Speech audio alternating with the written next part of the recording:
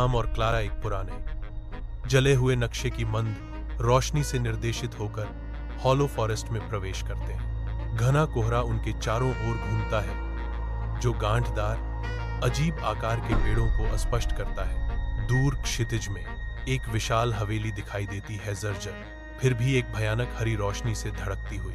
Liam और Clara प्रेतवाधित हवेली में कदम रखते हैं, जहां धूल चांदनी में नाचती है। वे एक भव्य हॉल में प्रवेश करते हैं, जो 4 प्राचीन दर्पणों से सुसज्जित है। प्रत्येक दर्पण एक अलग भयावह कमरा दिखाता है, जिसमें एक किरमिजी रंग का गलियारा भी शामिल है, जहां एक सिले हुए मुंह वाली महिला धीरे धीरे चल रही है। लियाम और क्लारा हवेली के तहखाने में उतरते हैं, अज्ञात में उतरते हैं। एक रहस्यमय दरवाजा एक भयानक हरी चमक छोड़ता है।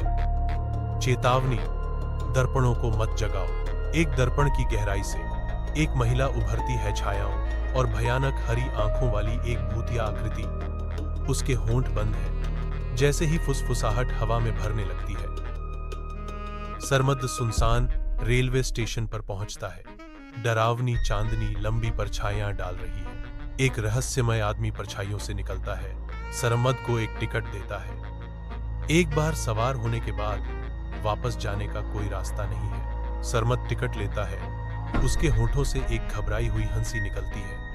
हम वो देखेंगे। सरमद ट्रेन 666 पर कदम रखता है, खुद को 7 शांत भावहीन यात्रियों के बीच पाता है।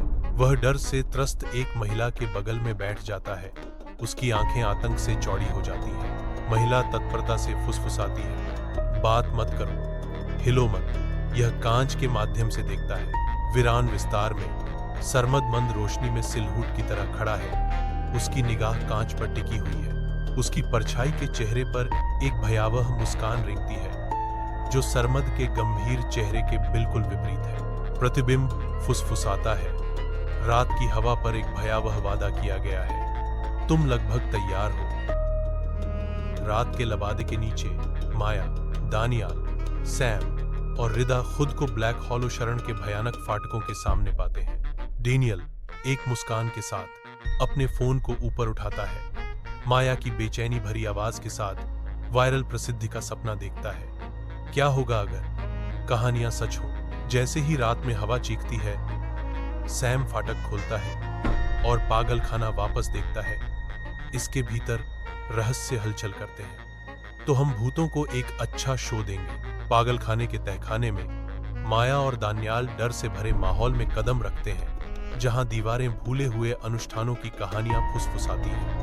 रिदा की आवाज चुप्पी को चीरती हुई, एक डरावनी फुसफुसाहट। माया, अंदर कोई रो रहा है। रोने के थमते ही अचानक सन्नाटा छा जाता है। केवल सीलबंद दरवाजे की भयावह उपस्थिति ही रह जाती है। अनुष्ठान कक्ष का दरवाजा चरमराकर खुलता है, जिससे अंधेरा निकलता है, जो तरल धुएं की तरह कमरे में रिसता है। विशाल कक्ष के अंदर मोमबत्तियां हवा में तैरती हैं, खून से सने फर्श पर भयानक छाया डालती हैं। दीवार पर एक दर्पण लटका हुआ है, जिसका प्रतिबिंब केवल अंधेरे से भरा है, क्योंकि अनदेखी आवाजें नाम फुसफुसाती हैं। माया, दानियाल, रिदा, सैम।